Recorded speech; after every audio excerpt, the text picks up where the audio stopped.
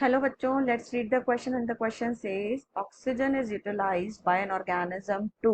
इसमें पूछा गया है कि ऑक्सीजन कोई भी ऑर्गेनिज्म क्यों यूटिलाइज कर रहा है। That is A directly breaking down the nutrient molecule, B indirectly break down the nutrient molecule, C obtain nourishment from the food and D burning the organic compounds indirectly.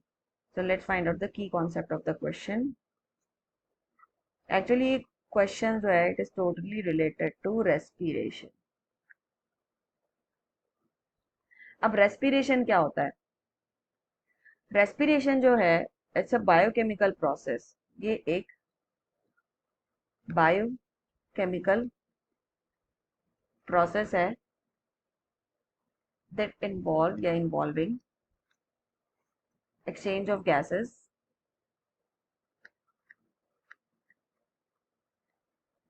And oxidation of food. Oxidation मतलब वही oxygen का utilization हो रहा है इसमें to derive energy out of it, to derive energy in the form of ATP. ATP के form में energy derive करना, that is known as respiration. अब यहाँ पे सिंस ऑक्सीजन का यूटिलाइज हो रहा है तो रेस्पिरेशन जो है दो टाइप्स के होते हैं। एनारोबिक जिसमें हम ऑक्सीजन यूटिलाइज नहीं करते, नो ऑक्सीजन यूटिलाइज हेयर। और एक होता है एरोबिक। एरोबिक मतलब जहाँ पे ऑक्सीजन का यूटिलाइजेशन होता है, ऑक्सीजन यूटिलाइजेस हेयर। तो यहाँ पे क्वेश्चन जो है it is totally related to aerobic respiration. अब एक एरोबिक रेस्पिरेशन की इक्वेशन हम देखें तो इसमें क्या होता है, ग्लूकोज है जैसे कोई फूड है, वो ब्रेक होता है by utilizing the oxygen, exchange of gas होता है, फिर उसमें ऑक्सीजन हमारे सेल्स के अंदर जाता है, ऑक्सीजन सेल्स के अंदर जाके ग्लूकोज को तोड़ता है, दिस इज ग्लूकोज, ठीक है, and it converted it into carbon dioxide and water molecule, और एनर्जी निकलती है इसमें, that is ATP. Almost around 36 या 38 एटीपी निकलते हैं इसमें। लेकिन ये जो डायरेक्ट रिएक्शन हमें दिख रही है it is not actually the direct reaction, this is various series या वेरियस स्टेप्स हैं of reactions. Then after this complete final product formed. तो जो वेरियस सीरीज है इसमें अगर हम देखें तो ग्लाइकोलिसिस आता है,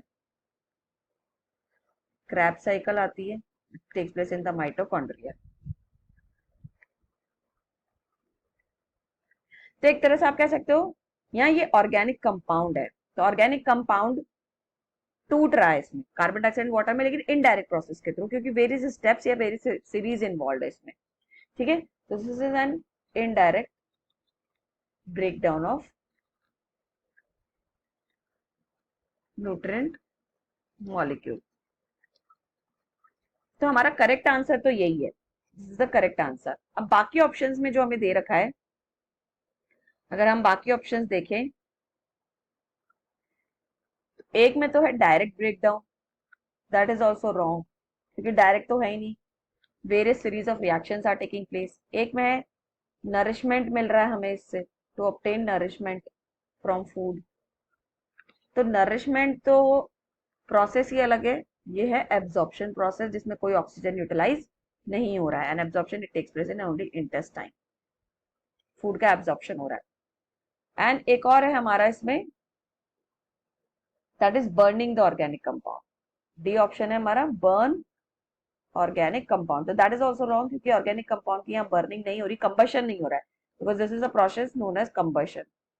यहाँ तो हम रेस्पिरेशन की बात कर रहे हैं, तो ये सारे ही ऑप्शंस क्या हो गए, रॉन्ग हो गए। So will go with option B. तो ना तो ये डायरेक्ट ब्रेकडाउन है तो ए गलत हो गया, ना ही ये नरिशमेंट ऑब्टेन कर रहा है तो सी भी गलत हो गया, डी बर्निंग बोल रहा है तो ये तो कंबशन है, तो दैट इज ऑल्सो रॉन्ग। तो will go with option B over here कि ऑक्सीजन जो यूटिलाइज कर रहे हैं organism is to indirect breakdown of the nutrient molecules. So the answer will be B. So I hope you understood it well. Best of luck.